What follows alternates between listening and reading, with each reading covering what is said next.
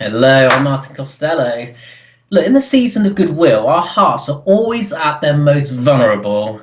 We see many images on TV and online of starving children, the homeless man shivering in the cold, watching a family stuffing their faces with Christmas dinner. We see donkeys forced to carry heavy loads for mile upon mile, and a cat out in the snows had a hard life. Now, don't get me wrong, I find these images disturbing and I don't wish these horrible things on anyone or anything. But it's now time to ask, who are the real victims in all this?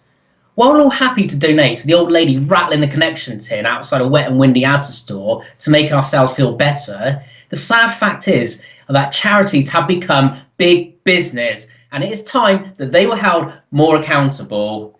Dozens of charity CEOs are still earning huge salaries, with many pulling in more than £200,000 a year. The chief executive of Cancer Research UK, Michelle Mitchell, earns £240,000 a year. Peter Wanless, the CEO of the NSPCC, earns £162,000 a year, while 9 other directors of the charity rake in an average of £112,000 a year. Amnesty International head Sahil Shetty is paid up to £210,000 a year, and Tom Ray of Age Concern UK earns up to £190,000 a year. Indeed, according to figures from the Third Sector magazine, there are now 12 charity bosses earning more than £300,000 a year and 32 getting more than £200,000 a year. These are serious salaries, and they just absolutely cannot be justified. It's disgusting how many hours of fundraising good people do and have kindly done just to raise the money to pay these people's salaries before even one child is saved or one piece of laboratory equipment is bought in the fight against cancer.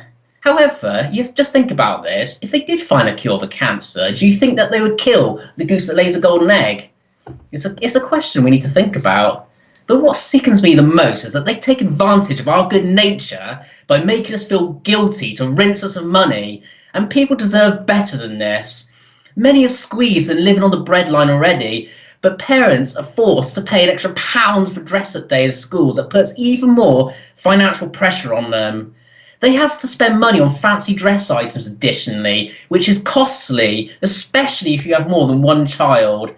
I've been approached by many parents about this, and it seems to be a rising trend. School is for learning. Keep this stuff out of the classroom.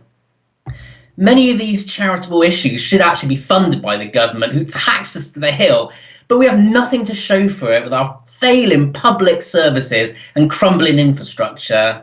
We continue to send billions of pounds away in foreign aid to countries with nuclear and space capabilities, and also to corrupt regimes such as those who persecute Christians.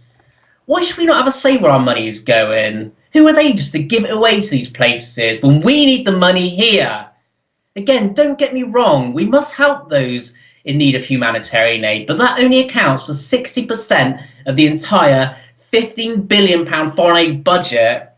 I recently asked my MP Robert Buckland why we must pay for foreign aid, and he told me to keep boots off the ground. But I said we don't have any boots to put on the ground. We've got an aircraft carrier that can't even have any aircraft, for goodness sake. To run these charity adverts and deploy the staff must be astronomical.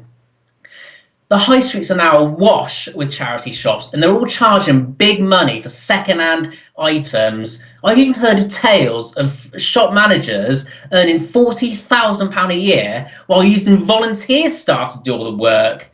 Well, you know what? I say that, and now enough is enough. This gravy train must be stopped so that more of the money is directed to the cause that it was intended for. People must no longer be taken advantage of, while others profit so much. The latest CEO charity salaries are available for all to see on Google with a quick search. And I tell you what, your eyes will absolutely water. My message is simple. If you want to give to charity, give to a local charity where you know where the money is going and how it will be spent. It was never truer a word when we say that charity begins at home.